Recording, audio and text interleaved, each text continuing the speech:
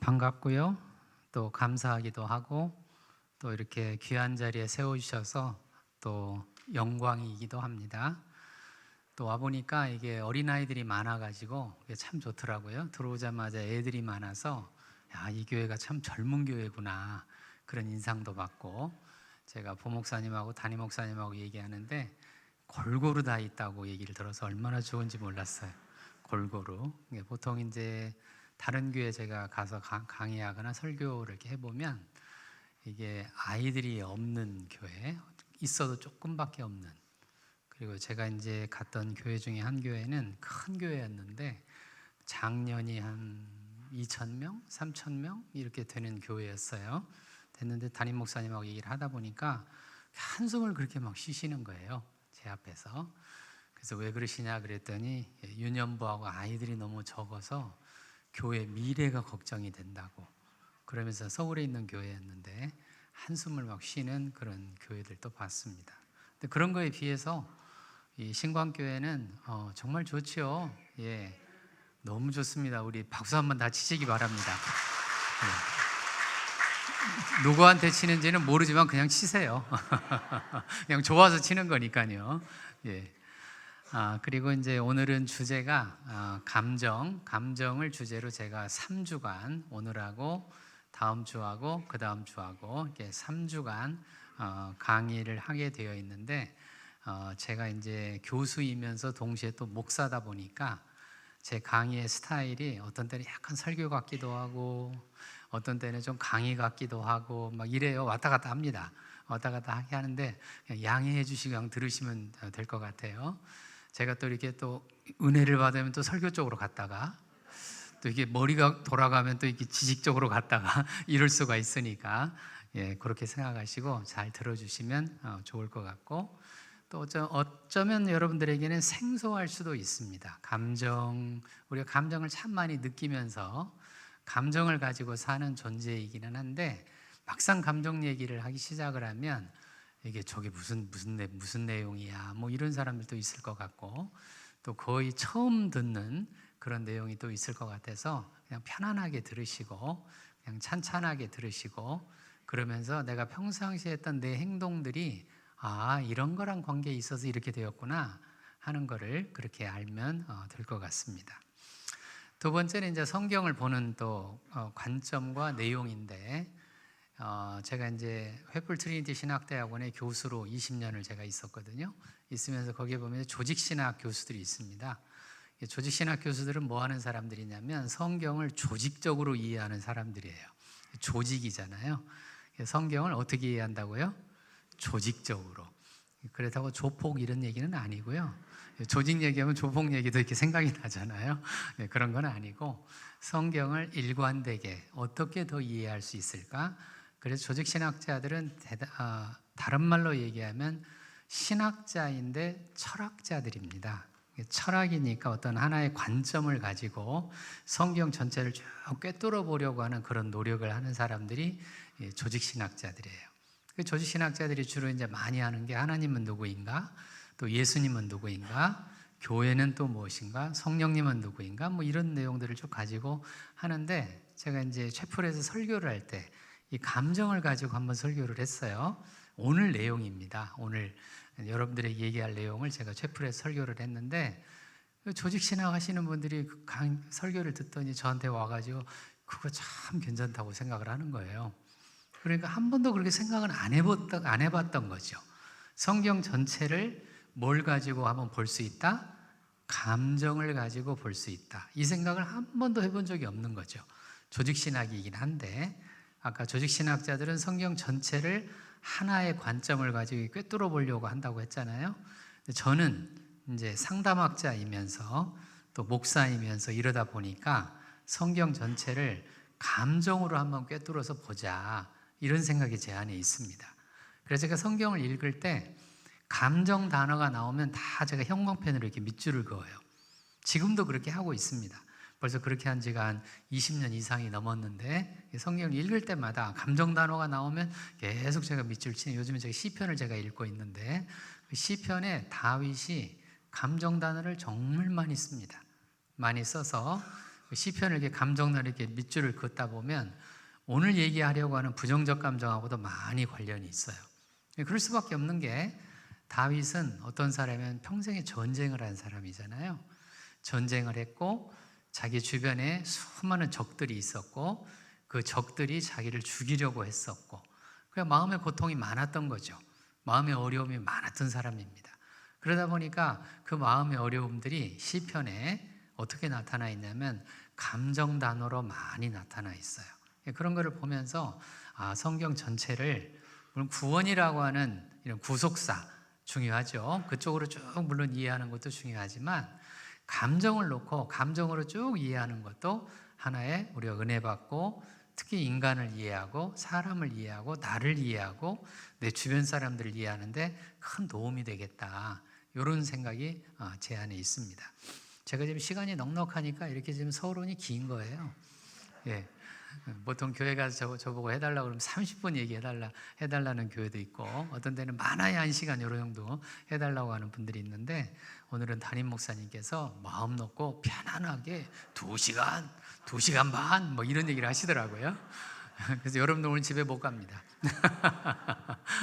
예, 그냥 90분 생각하고 얘기를 해달라고 해서 제가 조금 이제 시간이 많으니까 교수들이 강의하면 교수들은 뭐 한 번 강의하면 3시간씩 강의를 하잖아요. 보통 3학점짜리 3시간씩 강의를 하니까 시간이 많으면 교수들한테는 좋습니다. 할 얘기가 많으니까. 근데 짧으면 어렵죠. 이렇게 딱 요약해서 축약해서 메시지만 전달해야 되니까 설교가 훨씬 어렵습니다. 강의보다 설교가 훨씬 어렵고요. 설교하려면 그만큼 축약하고 많은 거를 이게 메시지로 담아서 해야 되기 때문에 좀 어렵긴 한데 저는 그 중간을 왔다 갔다 하면서 이야기를 하겠습니다.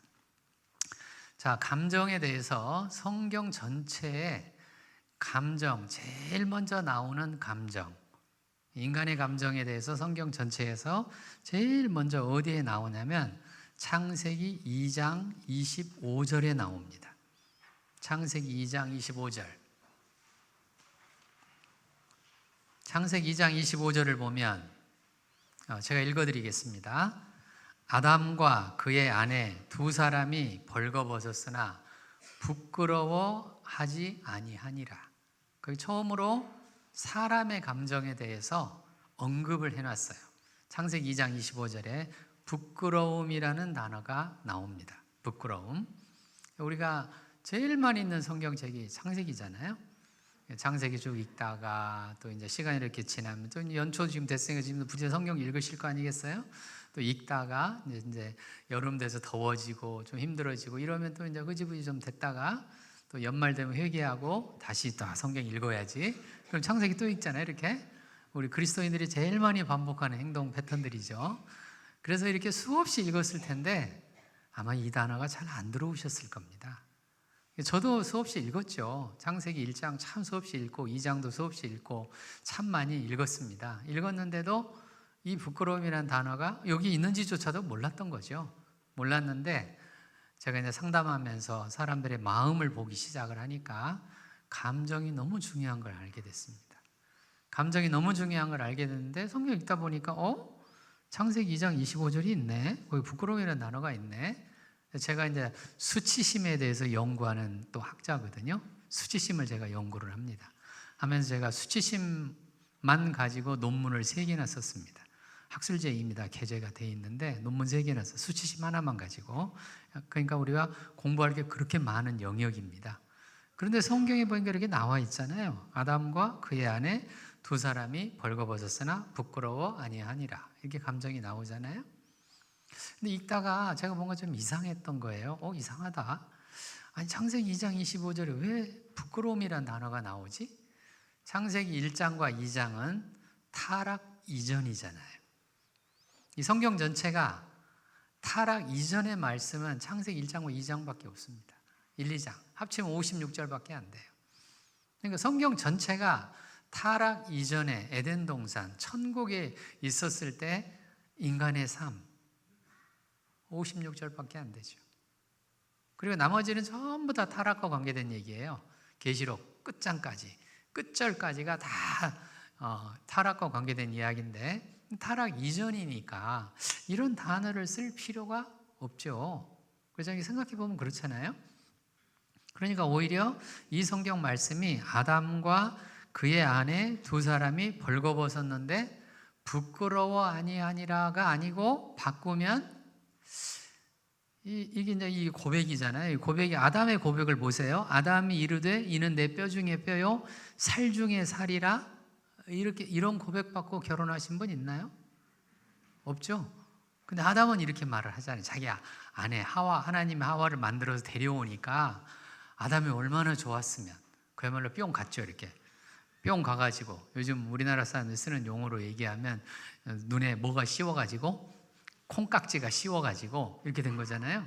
뼈 중에 뼈요 살 중에 살이다. 이럴 정도였으면 분명히 이 성경 말씀이 아담과 그의 아내 두 사람이 벌거벗었는데 서로 황홀하였더라 이래도 되잖아요.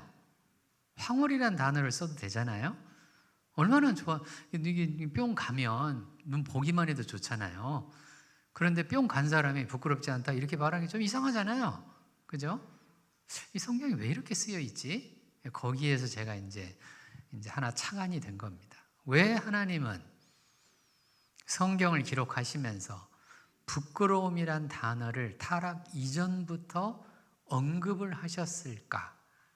이런 질문이 하나 생기면 우리가 사람이 질문이 하나 생기면은요, 그런 질문을 쉽게 생각하시면 안 돼요.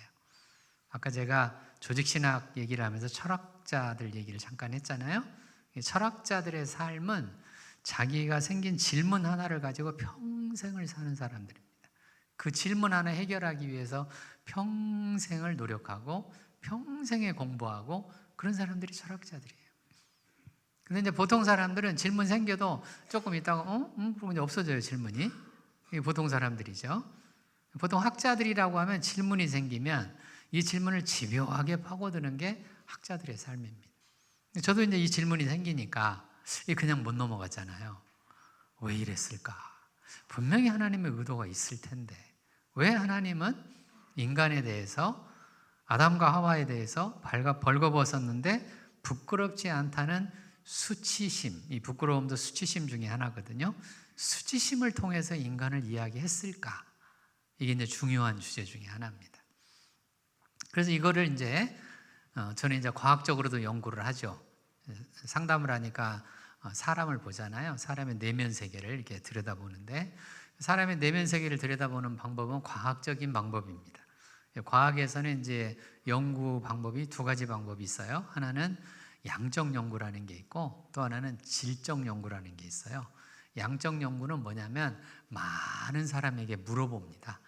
이 사람한테도 물어보고 이 사람한테도 물어보고 그래서 옛날에 텔레비전에 어떤 게 나면 백인에게 물어봅시다 뭐 이런 텔레비전 프로그램이 있었잖아요. 지금은 없어졌는데 왜 백인을 얘기하냐면 양적 연구를 하려면 최소한 100명에게는 물어봐야 된다는 기준이 있어요. 그런 학문적인 기준이 있습니다. 그러니까 이제 백인에게 물어봅시다 이런 얘기를 텔레비전에서 그렇게 하는 거예요. 하는 건데 아무튼 이렇게 여러 명에게 물어봐 가지고 이 사람들의 대답을 통해서 공통적인 대답들이 뭔가 이런 거를 이제 연구를 하는 게 양적 연구입니다. 근데 그 양적 연구의 한계는 뭐냐면 사람이 마음속에서 진행되는 걸 알 수가 없어요. 그냥 대답을 그냥 하는 거니까. 예를 들어 내가 딴 마음 갖고 속에서는 no 그랬는데 아니 이렇게 생각했는데 누가 질문하니까 쓸 때는 yes 이렇게 쓰면 그거 알 길이 없잖아요. 그런 거는. 그런 거 양적 연구에서는 알 길이 없습니다. 그러니까 그걸 보완하기 위해서 뭐를 하냐면 질적 연구라는 걸 하는데 직접 물어봅니다. 사람들 물어보면 인터뷰가 그런 질적 연구 중에 하나거든요. 상담한다는 얘기는 다 그런 질적 연구를 한다는 뜻이에요. 제가 한 30년 이상을 제가 그런 질적 연구를 해본 거예요. 사람 마음을 들여다보고 또 들여다보고 또 들여다보고 또 들여다보고 참으로 들여다보고 정말로 들여다보고 어떻게 봤다고요? 아주 들여다보고 어떻게 봤다고요? 몹시 들여다보고 어떻게 봤다고요? 오늘 또 내일 또 모레도 몇 년 동안 봤다고요? 30년 이상을 봤어요. 오래 봤죠. 그러니까 보통 30년 이상은 오래 봤다는 뜻이잖아요. 오래 봤는데 과학적 발견입니다. 제가 봤던 사람 중에 단 한 명의 예외도 없이 마음 깊은 곳에 늘 뭐가 있어요? 그렇습니다. 수치심이 있습니다. 성경 이 말씀하고 딱 맞아 떨어지는 말씀이에요. 그렇죠? 그러니까 제가 과학적으로 연구를 해서 사람의 마음을 보니까 사람 마음 속에는 언제나 수치심이 들어있는데 그 수치심을 가지고 연구한 또 학자가 또 따로 있습니다. 자기심리학이라고 하는 또 그 심리학 영역이 또 있는데 그 사람이 이런 수치심을 가지고 자기 또 연구를 또 해요. 연구하는 또 학자가 또 따로 있습니다. 그렇긴 한데 아무튼 단 한 명의 예외도 없어요. 예외도 없이 인간은 뭐가 있다고요? 수치심이 있어요. 아무리 멀쩡하게 보이는 사람들도, 아무리 훌륭하게 보이는 사람들도, 아무리 영적으로 보이는 사람들도 예외 없이, 예외가 없어요. 뭐가 있다고요? 수치심이 있다는 뜻입니다. 자, 창세기 2장 25절의 내용을 이제 뒷받침할 내용이 하나 또 나와요. 창세기 3장 7절에 나옵니다. 창세기 3장 7절에 뭐라고 나오냐면, 이에 그들의 눈이 밝아져. 그들이 아담과 하와잖아요. 아담과 하와가 앞에서도 벌거벗었잖아요. 알았죠? 자기들이 벌거벗은 걸 알았죠. 알몸이고 옷을 안 입었단 말이에요. 그런 걸 알았는데 창세기 3장 7절에 여전히 자기들의 눈이 밝아져 벗은 줄을 알았죠. 똑같아요. 그것과는 똑같잖아요. 똑같은데 행동이 다르죠. 뭐라고 되어 있냐면 무화과 나무 잎을 엮어 치마로 삼았더라.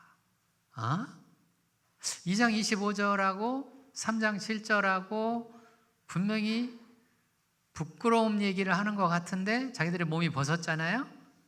근데 2장 25절은 부끄러워 아니야 아니라 이중부정이긴 한데 수사학적인 측면입니다. 이중부정이잖아요.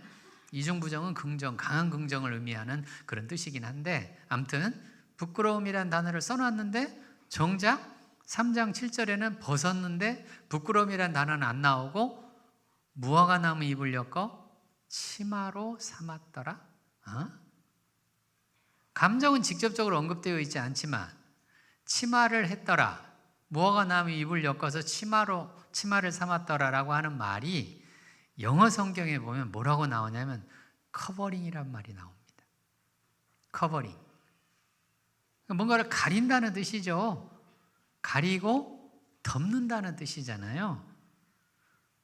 그러니까 2장 25절하고 3장 7절하고 우리가 읽을 때 보면 몇 절 안 되잖아요. 이렇게 몇 절 안 되는데 여기에 어마어마한 변화가 있었죠. 우리가 잘 아는 내용. 아담과 하와가 뭐를 했어요? 죄를 지었죠. 선악과를 따먹었습니다. 선악과를 따먹고 난 뒤에 아담과 하와가 했던 첫 번째 행동입니다. 첫 번째 행동. 이걸 좀 일반화시키면, 일반적으로 얘기하면 사람이 죄를 짓고 나면 하는 첫 번째 행동이 있다는 뜻입니다. 뭘까요? 가리죠. 가린단 말이에요. 죄 지으면 가려요. 가리는 첫 번째 방법 중 사람이 제일 많이 하는 거 뭐예요? 거짓말이죠. 안 했다 그러잖아요. 안 했는데요. 안 했다니까요. 안 했어요. 내가 언제 거짓말했어요? 거짓말 안 했어요. 이 말도 거짓말이잖아요.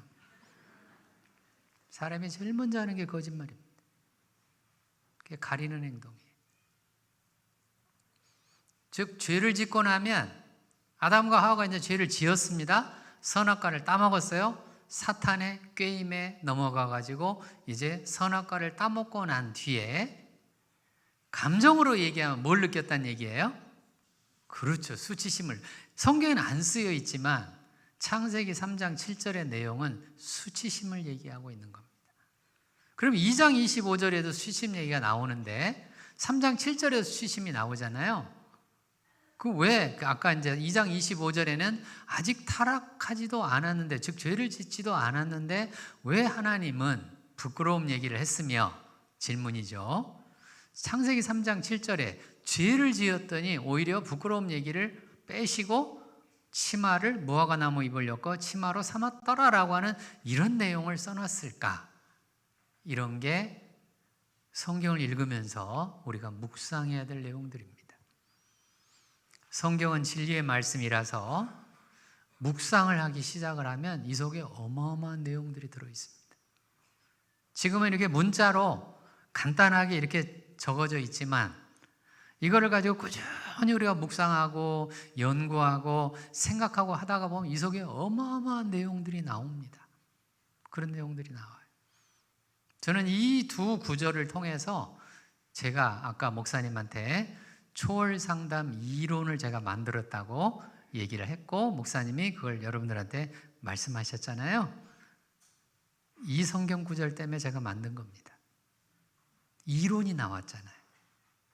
학자들의 임무 중에 하나는 이론 만들기거든요. 이론 만들기. 물론 모든 학자가 다 이론을 만드는 건 아닌데, 이론을 만드는 학자도 있고 그 이론을 활용하는 학자들도 있고, 뭐 여러 가지 또 자기 역량에 따라서 또 임무에 따라서 또 미션에 따라서 하는 사람들이 있긴 하지만, 저는 이제 이론을 제가 만든 거예요. 그 이론의 토대가 된 게 바로 창세기 2장 25절하고 창세기 3장 7절입니다. 얼마나 여기에 내용이 많으면 세상에 이론을 하나 만들었을까요? 그래서 성경은 뭐 하시라고요? 묵상해야 됩니다. 꾸준히 성경 묵상하시고, 묵상을 하면서 그 속에 하나님이 이 구절을 통해서, 이 말씀을 통해서 나에게 뭐를 말씀하시려고 하시나 하는 거를 우리가 자꾸 묵상을 하다가 보면 정말 어마어마한 비밀들을 알 수가 있습니다. 그 비밀들을 제가 조금씩만 제가 오늘 나눠드리도록 하겠습니다. 자, 창세기 2장 25절에 아담과 그의 아내 두 사람이 벌거벗으나 부끄러워하지 아니하니라, 이것도 수치심이라고 얘기해드렸고, 창세기 3장 7절에 이제 그들의 눈이 밝아져서, 죄를 지어서 눈이 밝아졌잖아요. 눈이 밝아졌고 무화과 나무를 엮어서 이게 치마를 했다, 이렇게 나와 있는데, 아까 제가 커버링이라고 얘기했잖아요. 수치심은 언제나 뭐하고 연결되어 있냐면, 수치심은 감정이고요, 행동으로 얘기하면 덮는 행동, 가리는 행동하고 관계가 있습니다.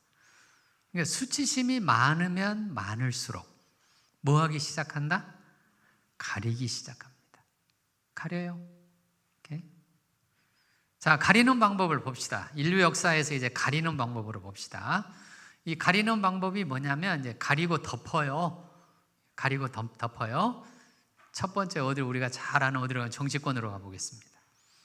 정치권에서 우리가 자주 듣고 쓰는 용어가 있는데, 그게 뭐냐면 저기 뭡니까, 그 물타기라는 게 있어요. 물타기. 혹시 들어보셨나요? 예, 정치권에서 물타기라는 걸 하거든요. 그 물타기가 뭐냐면, 어느 당에서 어떤 문제가 발생을 했어요. 그럼 국민들이 막 이제 이렇게 비판도 하고 비난도 하고 지지율이 떨어지잖아요.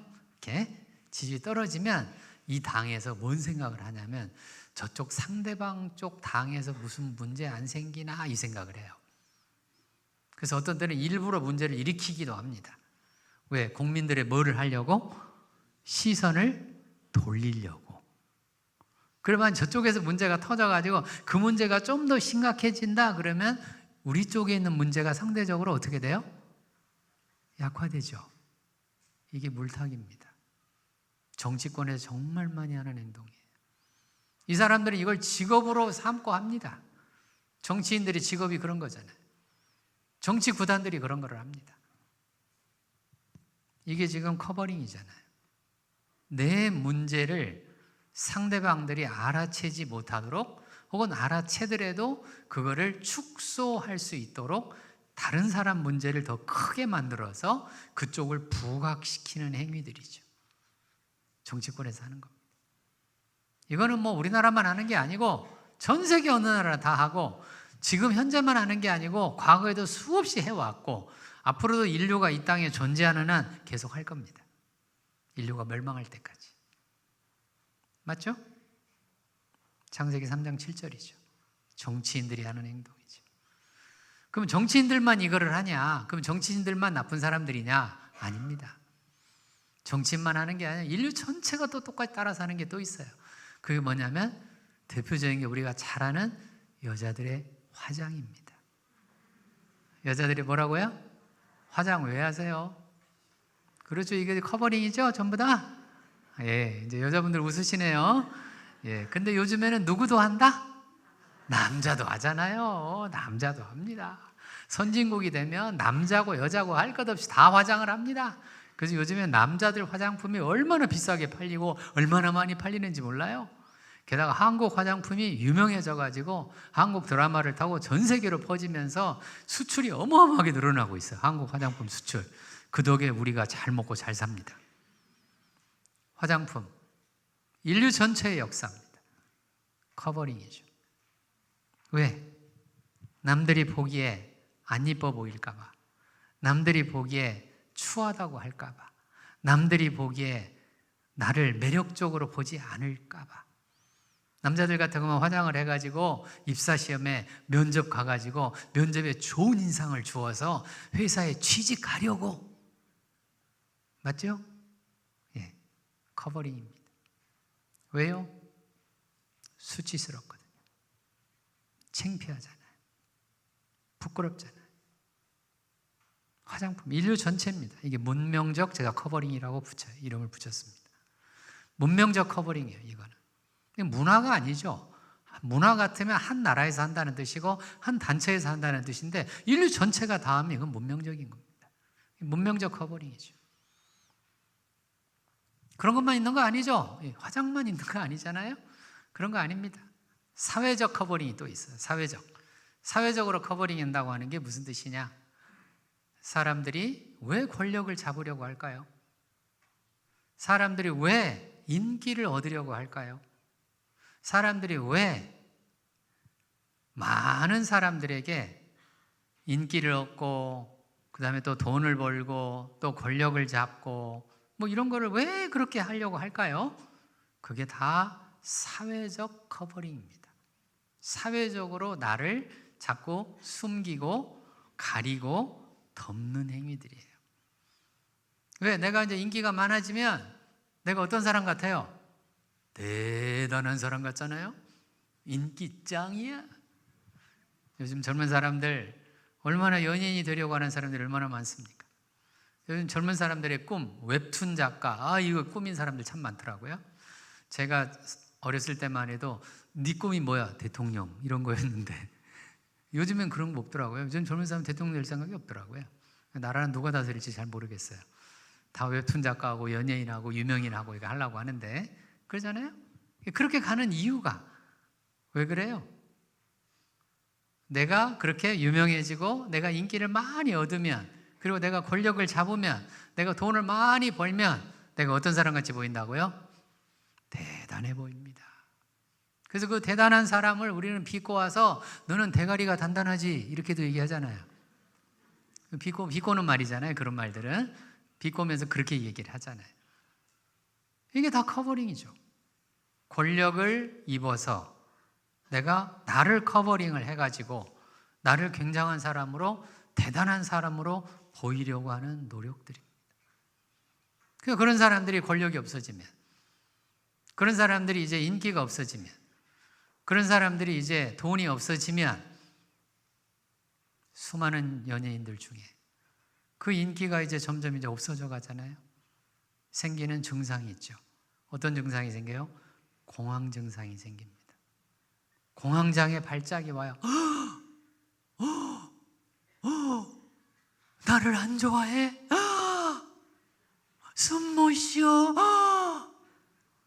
공황장애의 대표적인 증상 중에 하나가 숨 못 쉬는 겁니다. 숨이 안 쉬어져요. 사람들이 나를 안 좋아하는 것 같잖아요. 저도 만약에 그런데 마음이 많이 가 있으면은 제가 이렇게 여러분들 앞에 강의를 하는데 여러분들의 반응이 신통치 않으면 속에서 내 강의를 안 좋아한다고?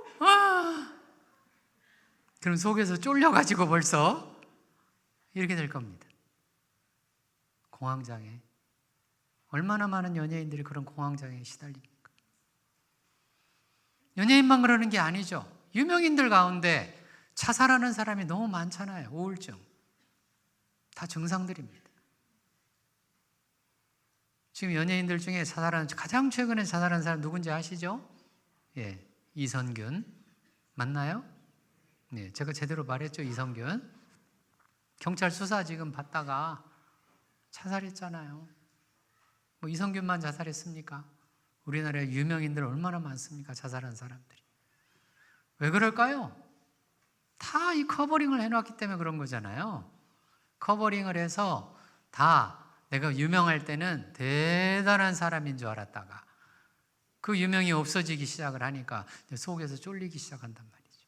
쫄리고 또 쫄리고 또 쫄려서 남들이 나를 뭐 할까봐? 무시할까봐. 알고 봤더니 별거 아니네. 서로 인사하세요. 알고 봤더니 별거 아니네. 서로 인사하세요. 알고 봤더니 별거 아니네. 한 번 더 하세요. 대단한 줄 알았는데 별거 아닙니다. 서로 인사하세요.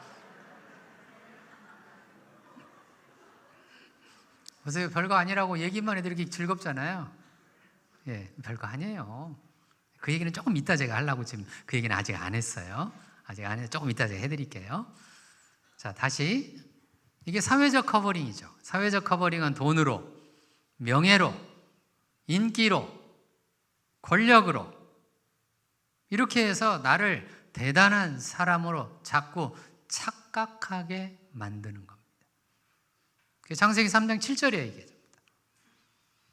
그럼 그렇게 사회적으로만 했냐? 아까 화장품은 문명적이라고 얘기 드렸고, 정치인들은 정치적으로 물타기를 하면서 정치적 커버링을 한다고 얘기해 드렸고, 이제 사회적 얘기를 했는데 마음으로 오겠습니다. 심리적으로 오겠습니다. 심리적 커버링 대단합니다. 이 심리적 커버링을 제가 다 뭐라고 이야기를 이름을 붙였냐면 인플레이션, 영어로 인플레이션, 팽창이란 뜻입니다. 사람이 이게 마음이 이게 팽창돼요. 이 팽창이라고 하는 이 단어는 이제 경제에서 많이 쓰는 말이죠. 인플레이션이란 말은 경제에서 많이 쓰는 말이잖아요. 돈이 많이 풀려서 통화 가치가 없어지면, 돈이 많이 풀리면 통화 가치가 없어지잖아요. 그러면서 이제 이게 집값도 막 오르고 막 실물 값이 막 오르잖아요. 그런 게 이제 인플레이션 현상이라고 보통 부릅니다. 경제에서는. 근데 이제 지금처럼 이제 경제가 너무 이제 이상해졌다 그래가지고 또 은행에서 막 돈을 걷어들이잖아요. 걷어들이는 방법이 금리를 막 올리는 겁니다. 금리를 막 올리면 이제 돈이 막 은행으로 다시 몰려요. 걷어들이는 거예요. 그럼 이제 디플레이션이 또 현상이 일어날 수가 있잖아요. 통화가 줄어드니까. 인플레이션, 디플레이션 이런 거는 이제 경제에서 많이 쓰는 용어들인데 사람 마음 속에도 그게 있습니다. 마음에도 팽창 현상이 있어요. 그 팽창 현상은 뭐를 보면 알 수가 있냐면 어린아이들을 보면 금방 알 수 있습니다. 어린아이들은 보면 할 수 있는 게 별로 없잖아요. 애들은 키도 작고 어린아이들은 뭐 기술도 별로 없고 뭐 아는 것도 많지 않고 그저 애들은 좋아하는 게 뭐냐면 노는 거 좋아하잖아요. 그래서 눈만 뜨면 놀러 가자. 눈만 뜨면 놀러 가자. 오늘 엄마 뭐하고 놀아? 오늘 뭐하고 놀아? 네, 애들이잖아요. 애들은 늘 뭐하고 놀고 싶잖아요. 놀고 싶고 어른들이 돼가지고 놀고 싶다 그런 사람은 애들입니다. 성인아이라고 하는 사람들인데 그런 사람은 성인아이들이에요. 우리나라 사람들이 어린 시절에 못 놀아가지고 나중에 은퇴하면 뭐 하고 싶으세요? 라고 물어보면 꼭 대답하는 말 중에 하나가 놀고 싶어요. 이런 대답하는 사람이 상당히 많습니다. 나이가 들어가지고 놀고 싶대요. 근데 어른들이 나이 들어서 놀기 시작하면 이거 위험한 겁니다. 위험해요. 왜요? 돈이 많이 들잖아요. 어른들의 놀이는 돈이 많이 들어요. 애들 놀이는 돈이 조금 들지만 어른들은 돈이 많이 들고 또 일탈할 가능성이 있잖아요. 위험한 겁니다. 아무튼 그 얘기는 성인아이 얘기니까 나중에 성인아이 얘기할 때 따로 해야 되는 중요한 얘기고요. 자, 마음이 이게 팽창돼요. 애들 같은 경우는 별로 할 수 있는 게 별로 없잖아요. 근데 애들이 칭찬을 받으면 어때요? 부모한테, 어른들한테 칭찬받으면 애들이 이러잖아요. 애들이 칭찬받으면 뭐 이러잖아요. 그러면서 그래? 막 이러잖아요, 애들이. 이게 이제 마음에 뭐 들어간 거예요? 바람 들어간 거예요. 한국 사람들이 쓰는 용어가 있습니다. 허파에 뭐 들어갔다? 그렇죠. 우리나라 사람이 그걸 얼마나 많이 봤으면 세상에 사회적으로 허파에 바람 들어갔다는 말을 쓸까요? 그래. 허파에 바람 들어갔다는 말을 쓸 때 꼭 붙어 나오는 단어가 뭐냐면 허풍입니다. 허 뭐예요? 풍. 풍이 뭐예요? 바람이잖아요. 바람. 가짜 바람이라는 뜻이죠. 그러니까 우리 허파에 바람이 들어가서 허풍쟁이가 되는 거예요. 허풍쟁이. 이게 팽창 현상입니다. 커버링이에요. 심리적인 거예요. 이거를 프로이드라고 하는 학자는 뭐라고 이야기를 했냐면 방어기제란 말로 했습니다. 방어기제란 말을 했는데 그 방어기제가 전부 다 바람 들어간 현상이에요. 전부 다 커버링이에요. 심리적으로 커버링하는 거죠.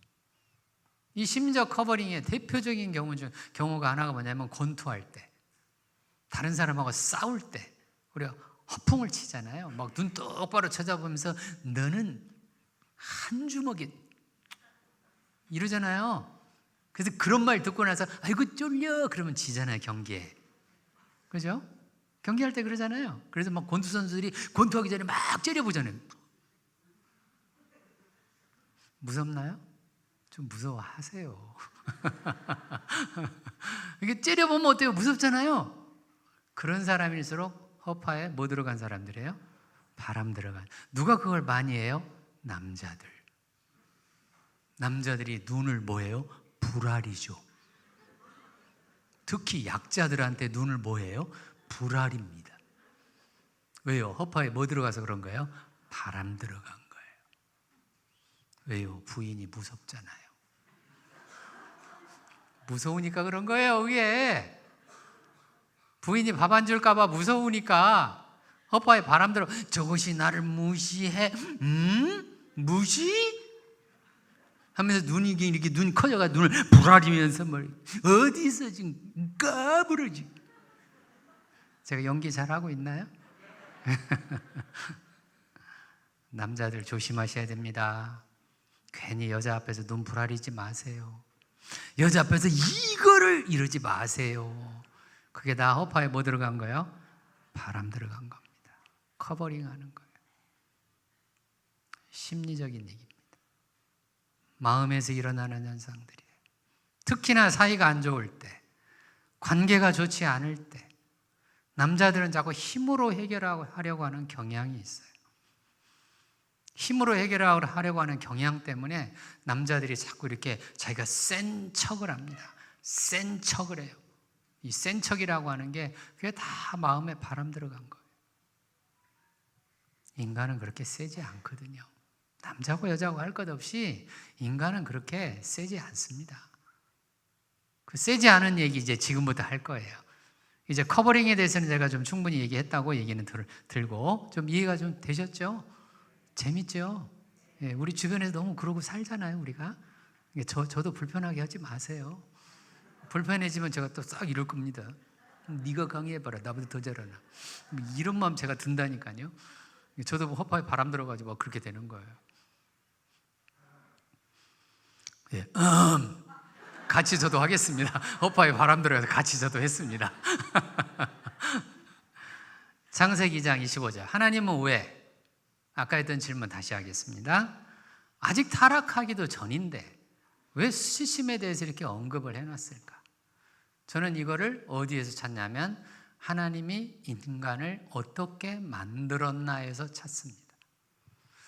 하나님이 인간을 창조할 때 하나님은 천사도 만드시고 하나님은 인간도 만드시고 하나님은 동물도 만드시고 하나님은 식물들도 만들고 하나님은 우주 전체를 만드시잖아요. 다 하나님의 작품입니다. 다 하나님께서 만들었는데 인간을 어떻게 만들었나를 이야기하는 대목이라고 저는 생각을 합니다. 제가 수치심을 아까 연구했다고 얘기했잖아요. 그래서 논문을 제가 3편을 썼다고 얘기를 했습니다. 수치심을 쭉 연구를 해보면 이 수치심이라고 하는 이 말은 우리가 쓰는 일상에서 쓰는 용어로 얘기하면 별 볼 일 없다. 별 볼 일 없다는 말 많이 쓰잖아요. 쓸모없다 이런 말도 쓰잖아요. 형편없다. 형편없다는 경제적인 용어이긴 한데 형편없다 이런 말도 쓰죠. 쓸모없다, 형편없다, 별 볼 일 없다, 그 다음에 또 쫄린다 뭐 이런 말도 써요. 이런 여러 가지 말들을 다 모아서 이걸 이제 수치심이라고 이야기를 하는데 그런 말들의 핵심적인 메시지는 뭐냐면 요지는 뭐냐면 내가 작다는 뜻입니다. 별 볼 일 없고 형편없고 모자라고 바보 같고 멍청이 같고 어떤 사람 자기도 쓰레기라고 하는 사람도 있거든요. 쓰레기 같고 뭐 이런 얘기하는 사람들이 참 많아요. 제가 상담하면서 다 들었던 얘기들입니다. 내담자들이 다 저한테 말을 해줬던 얘기들이. 요약하자면 내가 어떤 사람이라고요? 작고 볼품없다는 뜻이에요. 인간은 어떤 존재라는 뜻이에요? 작은 존재라는 뜻입니다. 하나님이 계획이죠. 하나님이 인간을 향한 계획인데 어떤 계획을 만드셨냐면 천사는 죽지 않게 만드셨습니다. 그러나 타락할 수 있게는 만드셨어요. 그래서 천사 중에 타락을 해서 사탄이 되잖아요.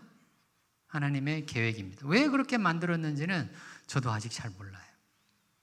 이거 아마 죽어서 우리 천국 가면 하나님한테 물어봐야 될 거예요. 하나님 왜 천사를 그렇게 타락할 수 있게 만드셔가지고 당신이 만든 천사 중에 왜 사탄이 돼서 그 사탄이 또 인간을 꼬여가지고 인간을 또 타락시켜가지고 에덴 동산에서 못 살게끔 만들었나요? 하나님도 책임 있잖아요. 자네는 그런 마음도 있어요. 왜? 그분이 그분의 작품이시니까. 근데 모르죠. 왜 그랬는지는 모르죠. 그걸 여러 가지 학자들이, 철학자들이나 신학자들이 여러 가지 각도로 그걸 설명하고 이해하는 것들이 있기는 해요. 뭐 이제 동양 철학으로는 음과 양 얘기도 하는 사람도 있고, 서양 철학에서는 빛과 어둠 얘기를 하는 사람도 있고, 뭐 등등등 여러 가지 각도로 이야기를 하긴 하지만 성에는 안 찹니다. 제 성에는 안 차요. 여전히 질문으로 남아 있습니다. 왜 그러셨을까? 그렇지만 인간은 어떻게 하나님 만드셨냐면 타락할 수 있게도 만드셨고요. 또 어떻게도 만들었냐면 죽을 수 있게도 만들었습니다. 하나가 더 붙었죠? 천사는 죽을 수 없게 만들었는데 인간은 어떻게 만들었다고요? 죽을 수 있게 만들었습니다. 그 죽을 수 있다는 말의 뜻이 무슨 뜻이냐면 이게 육체, 피, 그 다음에 살 이런 게 죽을 수 있다는 뜻이에요. 왜? 이런 피는 흘려서 없어지면 죽잖아요. 우리 육체의 살도 나중에 점점 나이가 들고 썩어지면 죽지 않습니까? 그러니까 육체를 가진 존재들은 어떤 존재들이냐면 작고 보잘것없고 깨지기 쉽고 무너지기 쉬운 존재라는 뜻입니다. 그런 얘기예요. 그래서 인간이 이제 인공지능을 개발하면서 인간은 어느 쪽으로 지금 달려가고 있는 중이냐면 이렇게 육체나 피를 가진 존재가 아니고 강철을 가진 존재를 만들어 보려고 하잖아요. 그 영화가 있잖아요.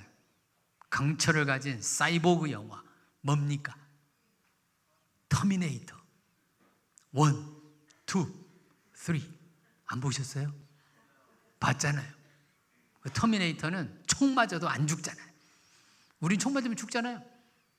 터미네이터 총 맞아도 안 죽고. 또 두 번째 나온 터미네이터는 또 뭐예요? 액체로 돼 있어가지고 총 맞아서 떨어져 나가면 액체 됐다가 다시 붙어가지고 또 나오잖아요. 이렇게. 그런 걸 꿈을 꾸는 거예요, 사람들이. 왜? 우리 인간이 약하고 보잘것없고 죽을 수밖에 없으니까. 사람들은 그래서 그런 걸 싫어해서 강한 쪽으로 자꾸 가려고 하는 거예요. 강한 쪽으로. 그 강하다라고 하는 게 맞아도 괜찮고 총 맞아도 괜찮고 나중에 총 맞았다고 해도 금방 살아나고 또 이런 쪽으로 자꾸 가보려고 하는 거예요.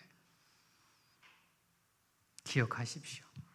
하나님께서 창세기 2장 25절에 아담과 그 아내 두 사람이 벌거벗었으나 부끄러워 아니하니라 라고 하는 수치심을 이야기할 때 하나님의 의도가 있었던 거죠. 인간을 향한 메시지를 지금 주고 있는 중입니다.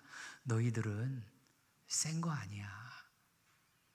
너희들은 약해. 너희들은 약하다니까. 보잘것없다니까. 별 볼 일 없어. 별 보려고 하지 마. 별 보려면 밖에 나가서 하늘을 봐. 좀 너무 썰렁한 농담이었어요? 웃을 줄 알았는데 안 웃어가지고 제가 썰렁한 농담으로 일부러 얘기를 하는 겁니다. 그게 인간입니다. 서로 인사해야 되겠죠? 뭐라고 인사해야 돼요? 별 볼 일 없습니다. 서로 인사하세요. 별 볼 일 없습니다. 서로 인사하시고 조심해야 될 게 하나 있어. 이 인사를 할 때 너 별 볼 일 없잖아 이렇게 인사하시면 안 돼요. 그런데 화나요. 왜 화가 나요? 화난다는 것 자체가 커버링입니다. 아니 너 별 볼 일 없잖아 이게 사실이잖아요. 이게 맞잖아요. 그러면 우리는 어떻게 받으면 돼요? 맞아 이러면 되잖아요. 별 볼 일 없잖아 맞아 그래야 되는데 우리는 별 볼 일 없잖아 내가 별 볼 일 없다고? 네가 나를 무시하는 거야? 한국 사람들의 국민 감정이죠. 무시. 하도 국민 타자, 국민 여동생 이런 게 하도 많아가지고 제가 상담 쪽에서 국민 들어가는 게 뭘까 하고 생각해봤더니 무시더라고요. 우리는 무시하면 못 견디잖아요. 그 무시가 뭐야? 너 별 볼 일 없잖아. 너 형부름잖아. 너 이렇게 별 볼 일 없게 생겨가지고 뭐 하려고 그러냐? 이러면 기분 나쁘죠? 왜 기분 나빠요?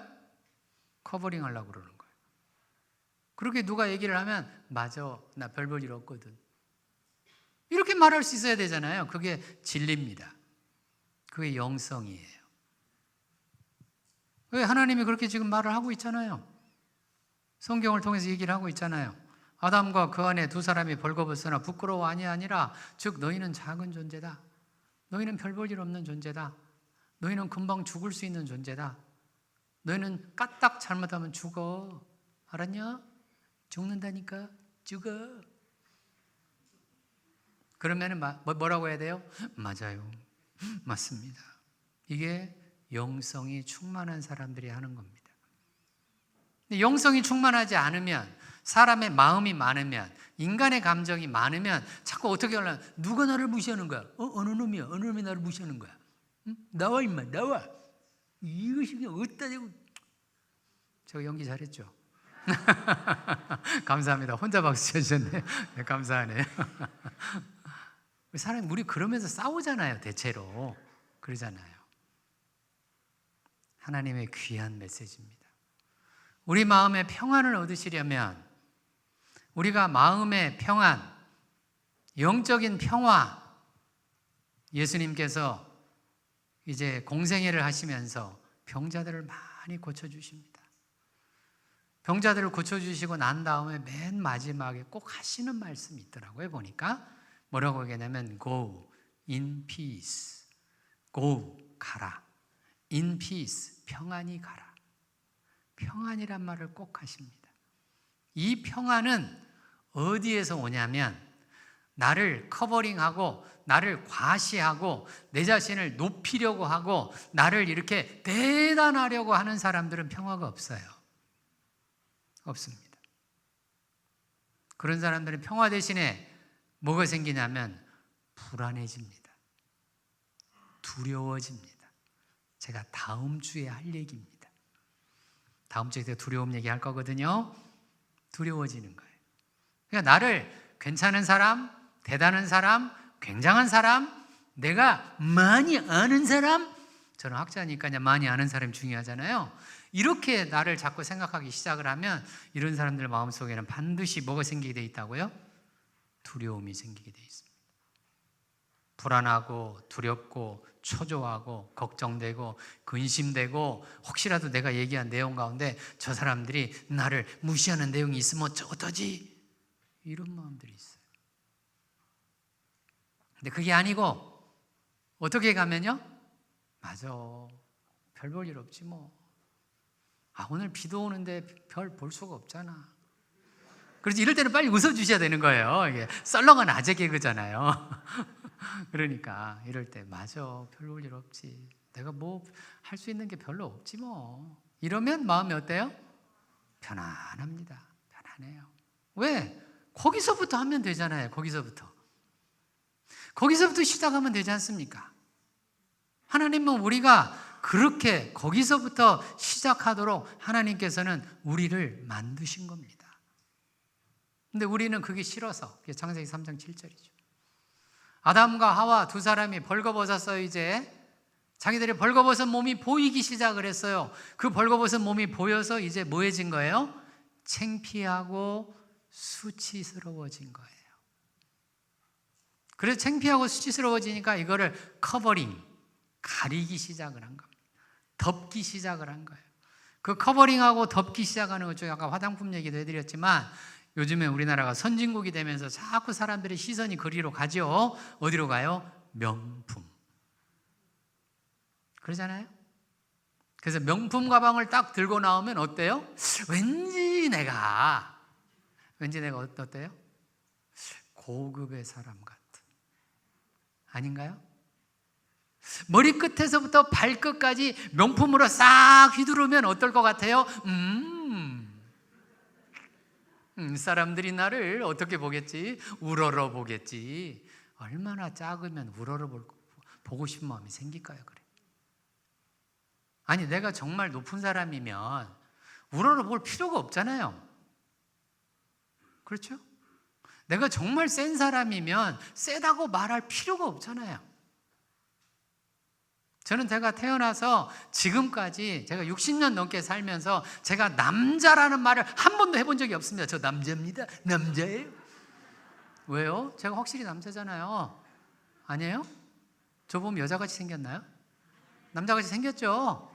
그리고 남들한테 다 남자입니다. 어필할 필요가 없잖아요. 남자니까. 맞죠? 근데 얼마나 작고 보잘것없으면 자꾸 높아지려고 하고 우러러 보려고 하고 남들이 막 칭송해달라고 하고 그러겠어요. 그게 반대죠. 그러니까 폼 잡는 사람들, 우리나라 사람들이 쓰는 용어 중에 이런 게 있잖아요. 폼생, 폼사. 자꾸 폼 잡고 각 잡고 이런 사람들. 뭐하러 각을 잡아요? 군대에서나 각 잡지. 그죠? 거기다가 커버링이라는 얘기가 창세기 3장 7절에 관한 내용들입니다. 우리가 겸손해진다라는 말은 사실 사치스러운 단어입니다. 왜 사치스러운 단어냐면 겸손할 필요가 없어요. 우리는 존재적으로 하나님께서 우리를 어떻게 만들어 주셨냐면 보잘것없고 형편없고 별 볼 일 없고 작은 존재로 만들어 주셨습니다. 그게 하나님 메시지입니다.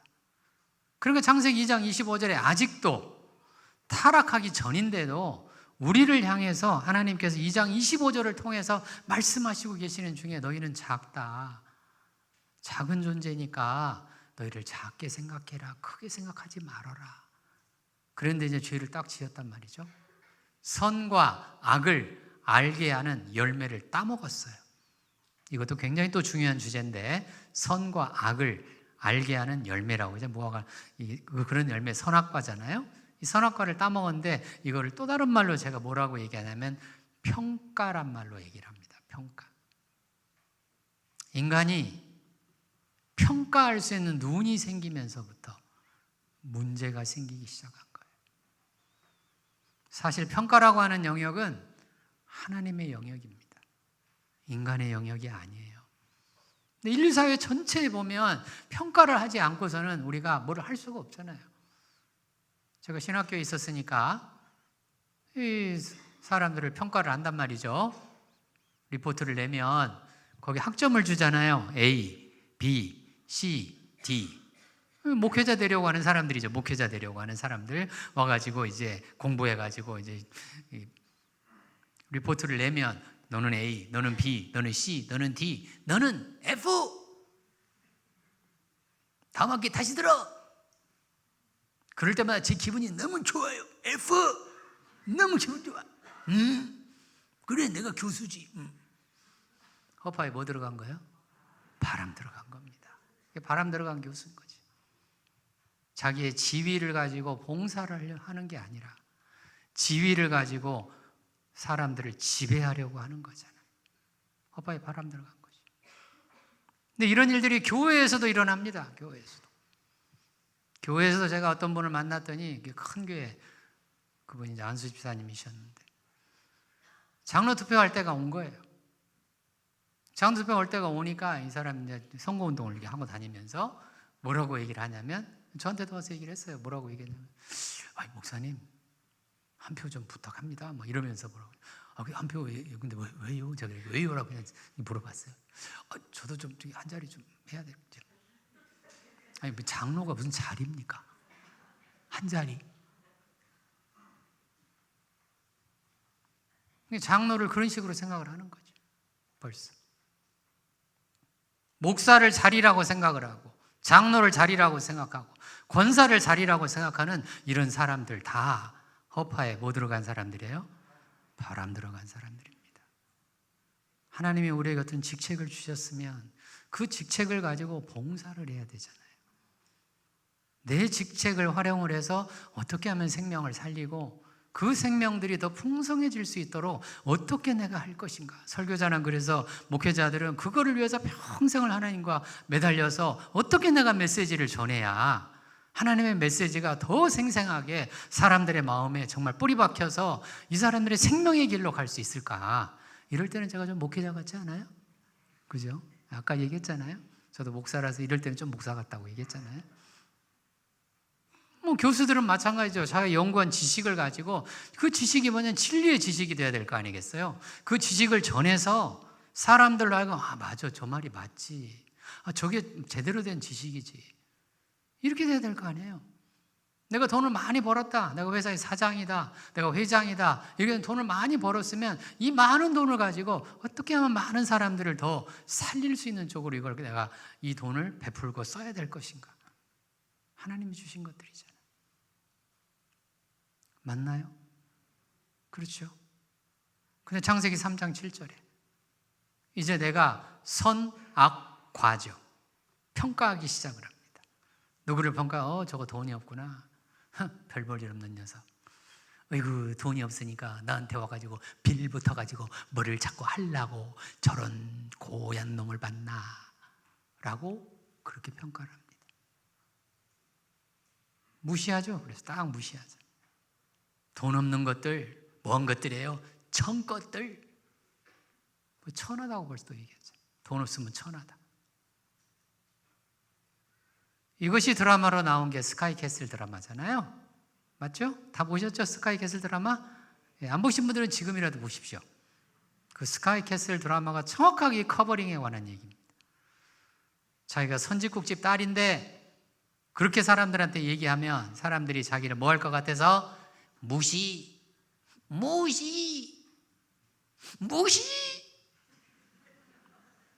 그러니까 나를 어느 집 딸로? 교수 딸로. 직책을 이용을 해서 그거 딸로 만들어서. 참 문제입니다. 정말 큰 문제죠. 창세기 3장 7절이 얼마나 많이 진행되는지. 인류 역사에서, 우리나라 사람만 그런 게 아니죠. 인류 역사 전체에서 이게 진행이 되고 있잖아요. 창세기 3장 7절이. 그러면서 불행해지잖아요. 그 스카이캐슬의 결말이 어떻게 돼요? 자살하고. 그렇죠? 총 쏘아서 자살하고. 결말이 그렇지 않습니까? 왜? 그게 멸망으로 가는 문이잖아요. 멸망으로 가는 문은 길이 넓어서 많은 사람들이 갑니다. 많은 사람들이 가기 쉬우니까. 커버링하는 게 쉽잖아요. 그 커버링을 안 하고 그거를 내가 있는 그대로 너 별 볼 일 없잖아. 그러면 네 맞아요. 저 별 볼 일 없어요. 이건 어렵잖아요. 쉽지 않잖아요. 그렇게 얘기하면 왠지 사람 더 무시할 것 같고 나 안 끼워줄 것 같고 내가 그러면 왠지 쪽팔릴 것 같고 쪽팔려가지고 쫄려가지고 찌부러지고 다 내담자들이 한 말들입니다. 이거.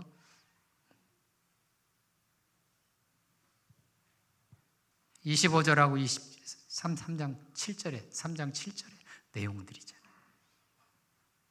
우리는 기억하셔야 됩니다. 하나님이 우리를 부끄럽게 만드시려고 조그맣게 만든 게 아니라 우리를 작은 존재로 만들어서 하나님께서 도와주시려고 그렇게 만드신 거예요.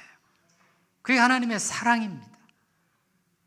어린아이들이 힘이 없고 약하니까 부모들이 보호해 주잖아요.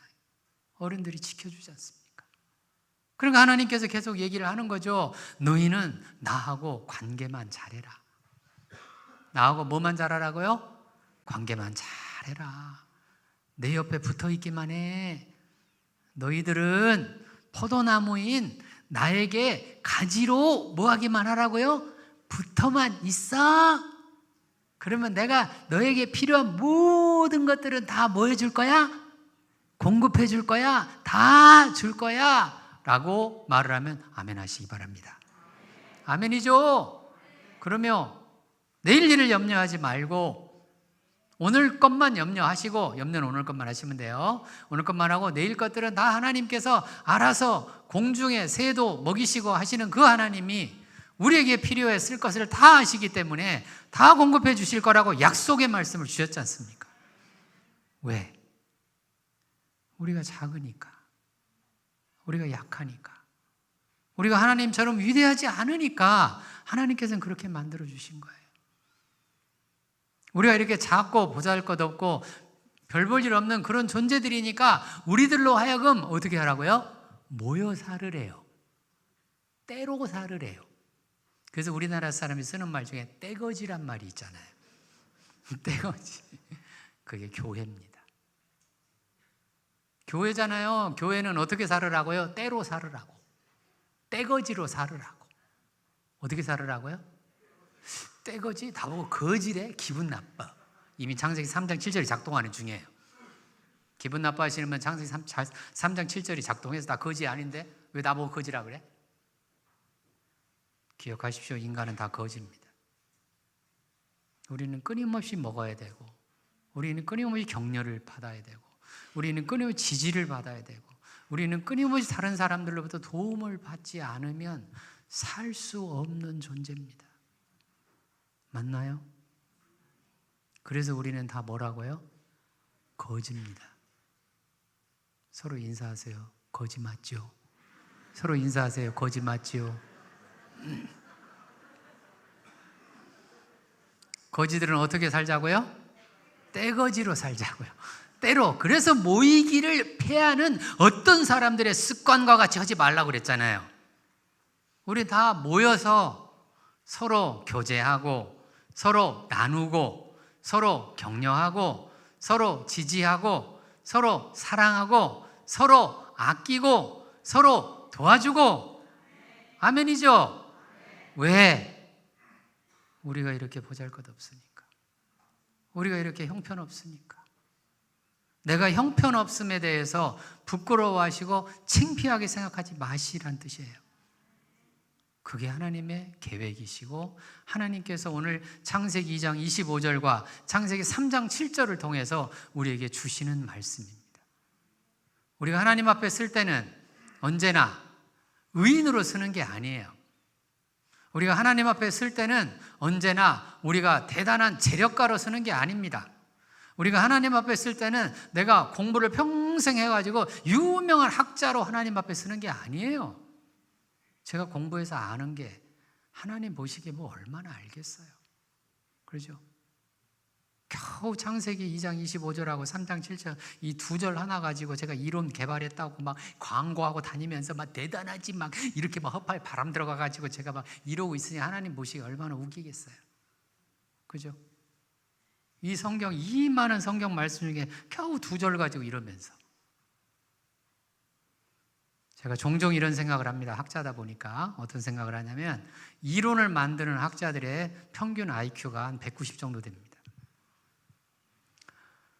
190, 195, 180. 제가 190이라는 뜻은 아니에요. 오해하지 마세요.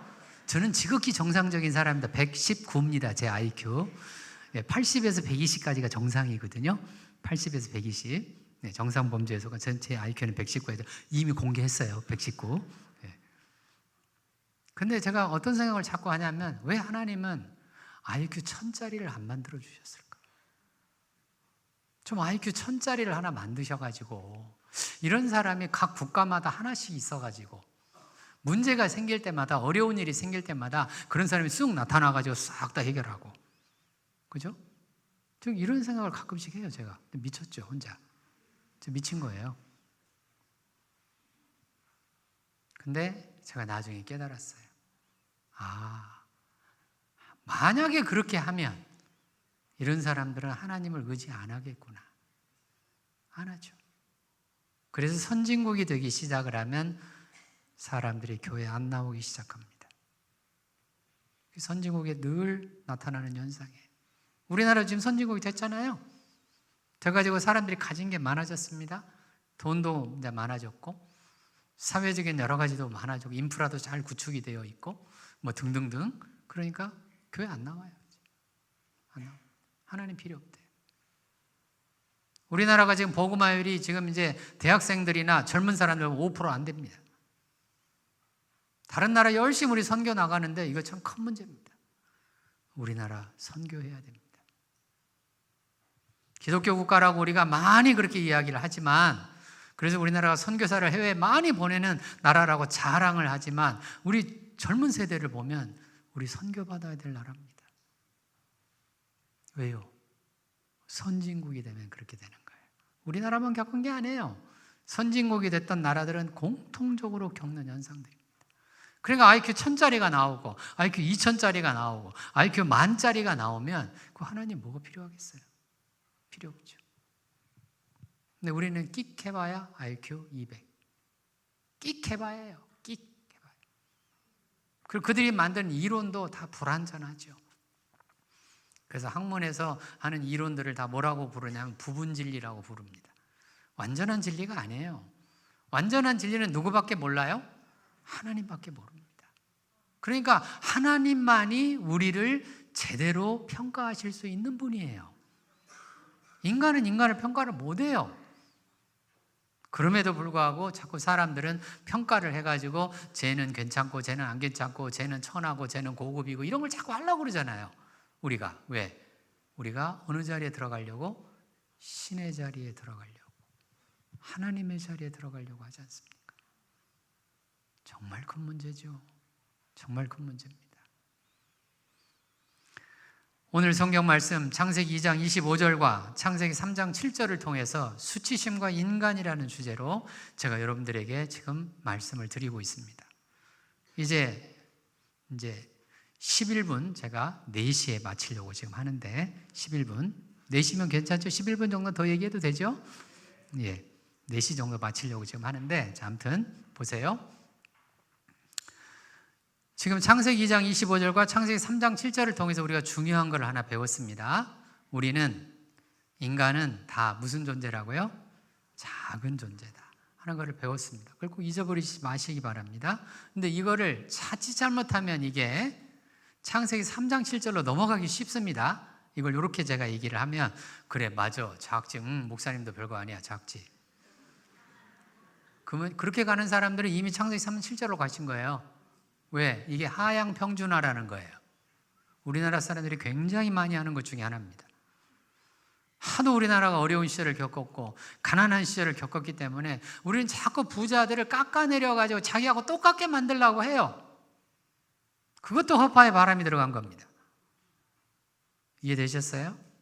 그래서 가난한 사람들이 뭐라고 얘기하냐, 부자나 뭐 가난한 사람이나 똑같지 뭐. 그래서 뭐래, 하루 3끼 먹지 뭐, 우리 다 3끼 먹잖아. 너도 3끼 먹고 나도 뭐 하고요?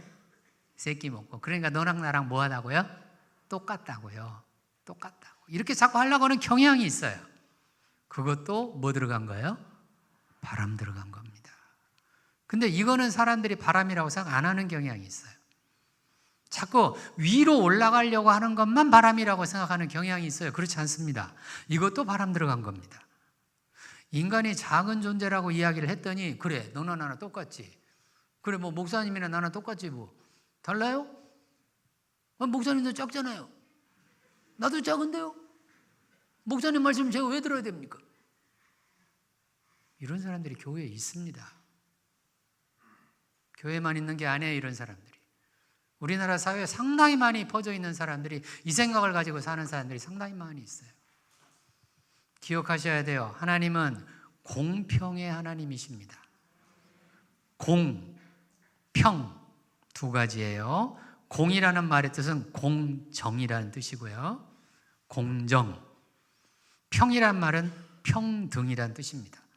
두 가지가 의미가 굉장히 달라요. 하나님은 공정하시면서 동시에 평등하세요. 오케이? 그러니까 우리가 인간으로서는 다 뭐예요? 작고 보잘것 없고 형편없고 그런 존재인 거는 맞습니다. 인간으로서는 똑같아요. 그러니까 사람을 이렇게 무시하거나 그러면 안 된다는 뜻이죠. 그런 의미에서 평등하니까 그건 평등입니다. 그러나 그 사람들이 맡은 직책은 다릅니다. 그건 공정의 주제입니다.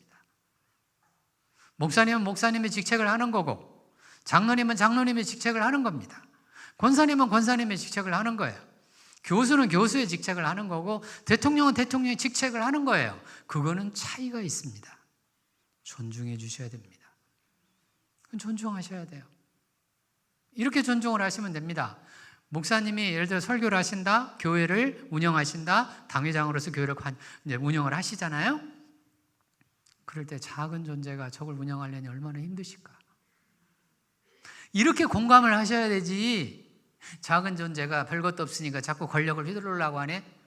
법화에 뭐 들어간 거예요? 바람 들어간 거예요. 실제로 그렇습니다.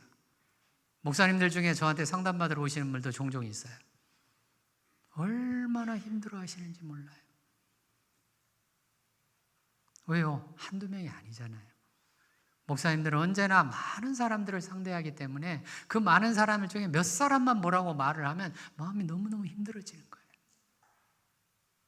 그게 목회자들이에요. 근데 세상의 법으로 하면 세상에서는 그게 위계 질서가 있어서 그 위계 질서 안에서 그걸 처리하면 되지만 목회자들은 그렇게 처리를 못해요. 왜? 교회 치리제도가 없어졌잖아요. 목회자들은 그걸 기도하는 수밖에 없잖아요. 영성으로 하는 수밖에 없잖아요. 옛날에 횃불에 와서 강의 설교했던 어떤 목사님 한 분이 이분이 설교하시면서 이런 얘기를 하십니다. 그분이 서울대 교수를 하시다가 미국으로 이민을 가셔가지고 거기서 신학을 하셔서 목사님이 되셨어요. 교회를 개척하셨습니다. 개척해서 교회를 개척해서 이렇게 하다가 보니까 이분이 너무 상처를 많이 받으신 거예요. 그래서 뭐라고 얘기를 하냐면 이렇게 얘기를 하는 거예요. 제가 교수일 때는 그렇게 존중하고 존경하던 사람이 제가 목사가 되니까 저를 짓밟네요. 설교하시면서 그런 얘기를 하시는 거예요. 왜? 교수는 학점으로 하면 되잖아요. 학점으로. 마음에 안 들면 이것이 마음에 안 들어? 너는 D, 너는 F 그런 걸 할 수 있는데 목사님은 그런 거 할 수가 없잖아요. 조심하셔야 돼요. 우리가 자칫 잘못하면 이 진리의 말씀이 왜곡이 되어서 자칫 잘못하면 너나 나나 똑같잖아 막 이런 식으로 하기 시작을 하면 문제가 생깁니다. 하나님께서 임명하신 사람들이 비판하거나 잘못하게 되면 하나님 직접 질의를 하십니다. 성경에 많이 나오잖아요. 심지어는 모세의 아내까지 문둥병이 걸리지 않습니까? 왜? 그만큼 하나님의 일이 중요하잖아요. 중요하시잖아요. 장로님들이 하시는 일들 얼마나 중요한 일입니까? 교회 살림을 하셔야 되고 이 교회가 살림이 잘 되어야 교회가 운영이 되고 목사님의 설교 말씀과 더불어서 진리의 말씀과 더불어서 같이 교회가 운영이 되어야 하나님의 나라가 확장이 될 거 아니겠습니까? 이런 일을 할 때 마음에 겪는 고통들이 너무 커요. 다 말을 안 해서 그렇지. 기도해 주셔야 됩니다. 왜? 우리가 작은 존재들이잖아요. 별 볼 일 없는 존재들이지 않습니까? 형편없는 존재들이 하나님의 그 위대한 사업을 감당을 하고 또 하나님의 위대한 교회를 섬기고 하는 게 쉬운 일들이 아닌 거예요. 다 같이 합심해서 기도하고 기도를 통해서 하나님의 나라가 그렇게 같이 가게끔 서로 격려하고 서로 지지하고 서로 애써주고 공감하고 이런 게 필요한 거죠. 그러라고 신약에서는 예수님께서 말씀하십니다. 뭐라고 내가 다시 말하노니 너희는 서로 뭐해라? 왜 그렇게 사랑을 얘기를 하실까요? 우리가 막 세고 대단하고 막 굉장한 존재 같으면 굳이 그런 얘기 할 필요 없잖아요. 그죠? 우리는 다 어떤 존재라서 그런 거라고요? 작고 보잘것없고 별 볼 일 없고 형편없고 쉽게 마음이 상해요. 감정을 가진 존재들이기 때문에 우리는 조금만 째려만 봐도 금방 기분이 나빠집니다. 지금 여러분들이 이게 제 강의를 들으시면서 웃으시고 그러시니까 제가 기분이 좋은데 여러분들이 안 웃고 이렇게만 쳐다보세요. 고개 한 15도만 돌려보세요. 그럼 제가 막 강의하면서 막 기분이 벌써 나빠지려고 그래요. 막 나빠져가지고 감정이 있으니까 나빠져가지고 니네들이 강의하면 나보다 더 잘하나 두고 보자. 복수심도 생기고 복수심 생기면 또 어떤 얘기하냐면 다음에 초청하면 내가 오나 봐라. 막 이런 마음도 생기고 막 그러는 거예요. 금방 생깁니다. 왜? 감정을 가진 별 볼 일 없고 작은 존재라서 금방 그런 거 생기는 거예요. 그래서 조심하셔야 돼요. 그래서 우리는 말을 조심해야 되고 언어를 조심해야 되고 서로를 격려하는 말을 해야 되고 가능하면 서로를 인정해 주는 말을 해야 되고 그래서 서로 박수를 쳐주고 서로 박수 쳐주시기 바랍니다. 다 서로 박수 쳐주세요. 다 박수 쳐주시고 우리 담임 목사님도 다 박수 쳐주시고요. 다 박수 쳐주시고 우리 장로님들, 권사님들을 향해서 다 박수 쳐주시고 다 박수 쳐주시고 아래층 계신 분들은 2층 계신 분들 다 박수 쳐주시고 2층 계신 분들도 아래층 계신 분들 다 박수 쳐주시고 네.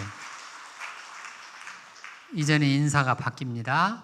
제가 별 볼 일이 없습니다. 네가 별 볼 일이 없습니다가 아니고요.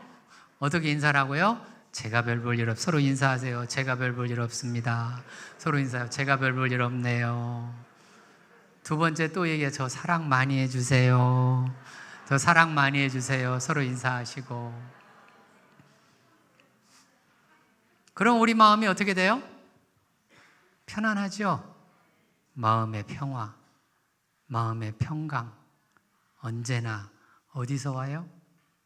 내 마음을 비울 때 옵니다. 심령이 가난한 자는 복이 있나니. 예수님이 공생애를 시작하면서 첫 번째 인류를 향한 가르침입니다.